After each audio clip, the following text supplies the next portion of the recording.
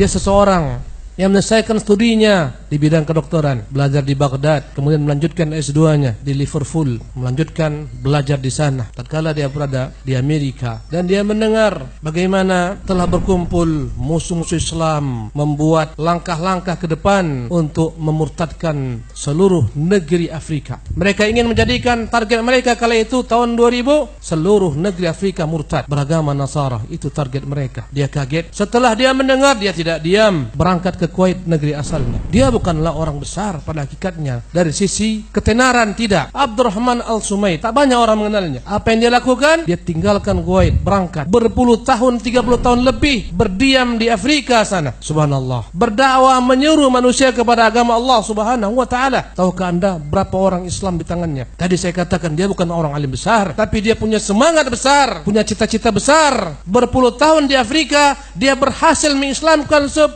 juta manusia.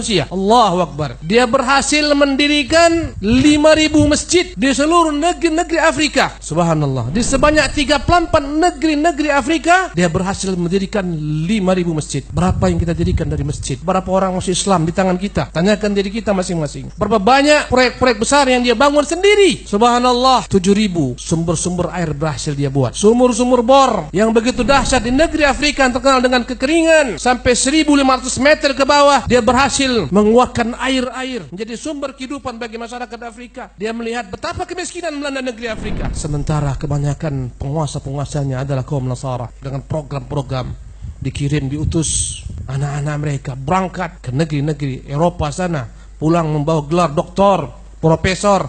Mereka menjabat sebagai menteri, mereka menjabat sebagai kepala negara, mereka menjadi orang-orang penting di negeri-negeri sana. Allahu Akbar. Kaum muslimin masakin, fuqara, apa yang dia lakukan jemaah sekalian? Dia buat universitas besar di 2 negara. Satu di Mali, satu lagi dia buat di Zanzibar, Tanzania. Universitas besar menyekolahkan anak-anak kaum muslimin. Kemudian untuk lanjutan S3-nya, dia kirim anak-anak kaum muslimin, subhanallah, ke negara-negara maju mempelajari ilmu-ilmu yang mereka butuhkan. Dan tahukah Anda berapa banyak dia tanggung anak-anak yatim piatu?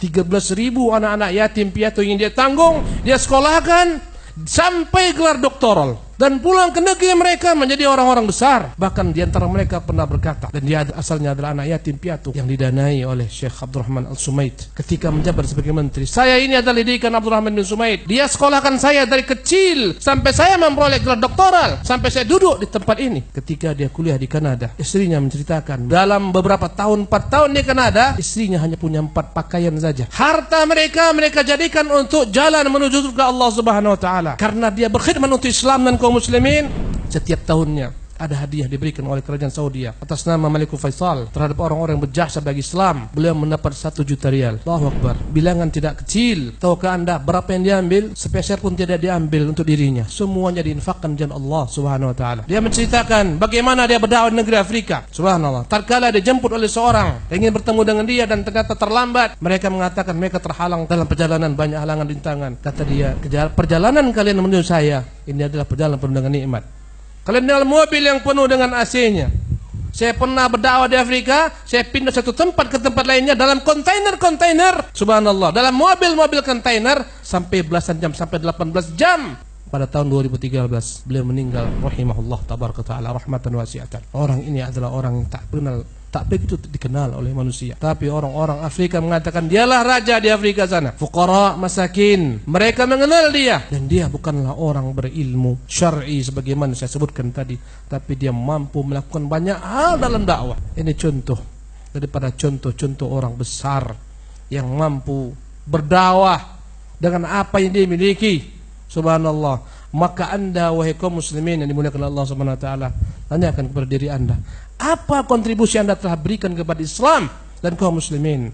Berapa masjid yang Anda bangun? Berapa orang yang Anda Islamkan? Berapa orang yang Anda giring mendapat petunjuk Allah Subhanahu wa taala? Tanyakan kepada diri masing-masing. Orang besar adalah orang senantiasa bercita-cita besar. Orang besar adalah orang yang terlahir bukan untuk dirinya semata, tapi dia terlahir untuk orang banyak. Itu ciri-ciri orang besar. Nabi kita yang mulia SAW mengatakan khairan nas anfa'uhum linnas. Orang yang terbaik adalah orang yang paling banyak manfaatnya untuk manusia. Tahukah Anda apa perkataan Syekh Abdul Rahman Al-Sumaid? Anak saya ada berapa orang? Yang paling bakhil di antara anak saya, yang paling kikir di antara anak saya, kami menganggapnya kikir, adalah yang berkorban dengan setengah hartanya. Yang paling kikir menurut hitungan mereka di antara anak-anaknya adalah berinfak dengan setengah hartanya. Jemaah yang dimuliakan oleh Allah Subhanahu wa taala, apa yang telah Anda buat untuk Islam? Apa yang telah Anda persembahkan untuk kaum muslimin, untuk anak-anak kaum muslimin? Mari bersama-sama kita pikirkan. Hendaklah kita sejak saat ini berpikir selalu, sebelum aku meninggal, apa yang ku buat untuk Islam?